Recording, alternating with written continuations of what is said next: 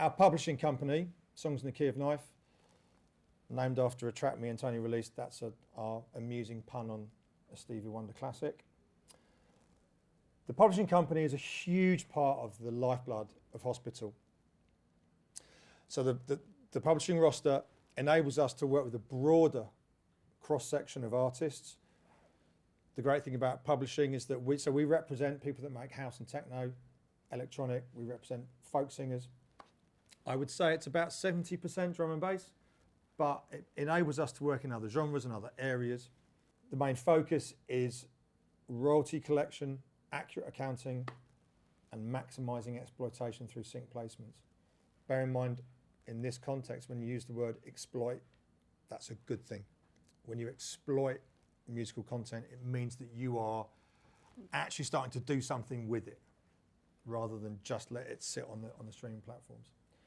So, you know, publishing is basic. It's the composition of the song. It's not the sound recording, which you listen to on Spotify. It's not the actual MP3 or the WAV of the sound recording. It's the composition. It's on paper. It's the musical notes. And that's really where all the goodness is in the music, because that never goes anywhere.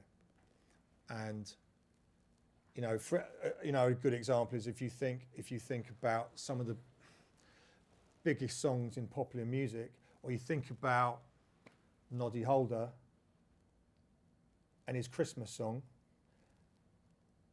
Once a year, he wrote that. Once a year, he gets the most unbelievable payout, because every radio station, shop, gym, wine bar is playing that godforsaken song. The royalties generated are phenomenal, literally phenomenal. And that's publishing, right? So the thing to take from that is that as music makers, as I imagine you all are, always think about that. Always think about the songwriting, the composition that is yours. You've written a track, that's your publishing. Think about what you can do with that in the short, medium, and long term. That's the same about myself. I'm still a little bit confused with the difference between sort of like owning the master and publishing rights.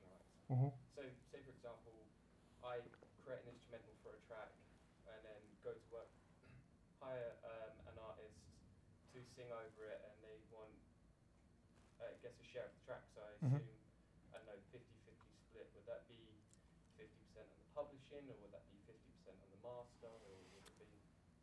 That's to be negotiated. Yeah, so it's a good example. You're making the music, you want to go and work with the singer. So long as the singer writes what they're singing, as opposed to you've written it. Yeah. If you've asked them to go, I want you to go and sing this, the publishing is yours. Cool. If you sit with the singer and they've written, whether it's a top line or a whole song, verse, chorus, that's theirs, or they might have written it with someone else. It's owned by two people, the publishing in the lyrics and the song. How you split it is kind of down to you and the singer. Generally, if it's a full song, 50-50 in the publishing. They take 50%, you take 50% for the music. If they're only writing a couple of lines, I wouldn't offer them 50%, because that for me is not a song. I might say 25%, 30%, 33%. It's to be negotiated. In terms of ownership in the master, well, that's another discussion.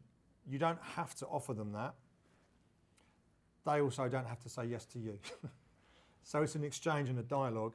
Traditionally, these things are based on, if you're working with an up-and-coming singer who's maybe not got a particularly big profile, you could probably expect to not have to give away too much, because they don't necessarily have that fan base or that reputation, that they don't have released music.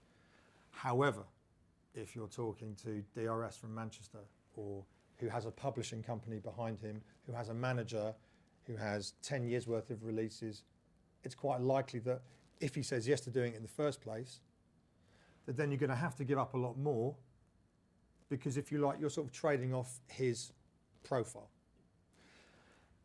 It's an excellent question. It's like, this is how it works, and like, you know, it's there to be negotiated. It's what me and some of the team do on a regular basis.